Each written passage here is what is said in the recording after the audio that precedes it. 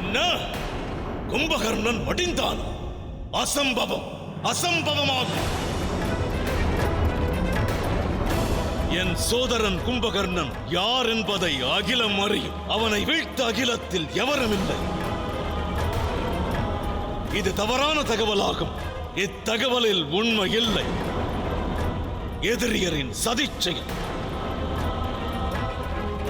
என் மன நம்பிக்கையை உடைப்பதற்காகவும் என்னை பலகீனமடையச் செய்யவும் தீட்டப்பட்ட சூழ்ச்சியாகும் இது.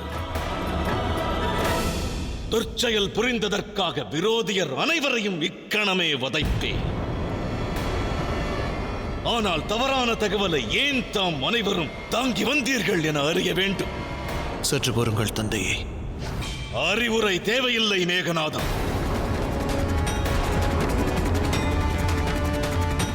இவர்கள் அசுரர்கள் அல்ல, வானர வீரர்கள், மாயாவி வானரர்கள். குறைக்கும் தகவலை ராவணன் உடனடியாய் ஏற்பான் எனும் தவறான எண்ணம் கொண்டு என்னிடம் வந்துள்ளனர். தந்தையே, யுத்த களத்தில் இளைய தந்தை வீர மரணம் அடைந்தார் என்பதே உண்மை.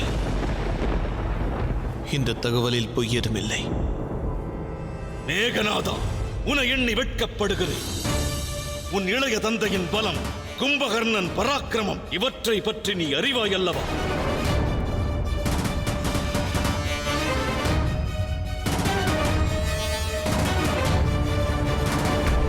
மாதா, கும்பகர்ணனை ஈன்றவர் தாங்கள். பிரம்மதேவரிடம் அழிவற்றவனாய் விளங்க ஆசி பெற்றவன் அவன். விஷ்ணுவை தவிர அவனை எவராலும் வதைக்க இயலாது. அவ்வாறு இருக்க இந்த வானர யுத்தத்தில் எவ்வாறு அவன் மடிந்தான்? பதில் கூறுங்கள் மாதா, இவர்களுக்கு விளக்கமளியுங்கள். லங்கேசரே, நிகழ்ந்த சத்தியத்தை ஸ்வீகரியுங்கள்.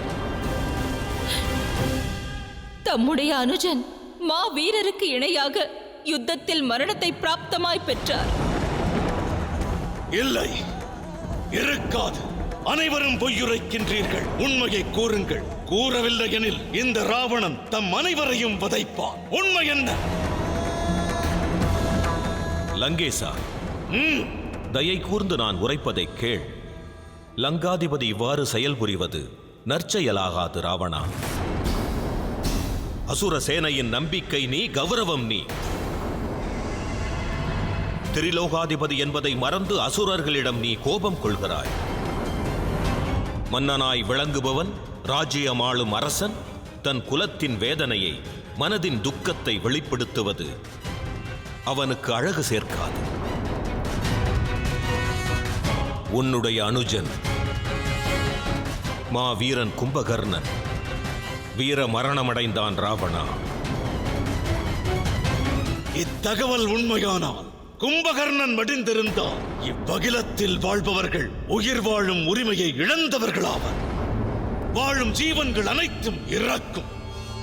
எவரையும் உயிர் வாழ அனுமதிக்க மாட்டேன். அனைவரும் இறப்பர்.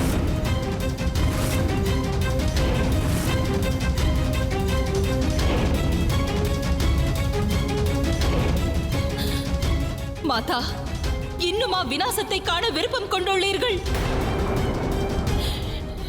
தம் புதல்வரை தாம் தயை கூர்ந்து தடுத்தருளுங்கள்.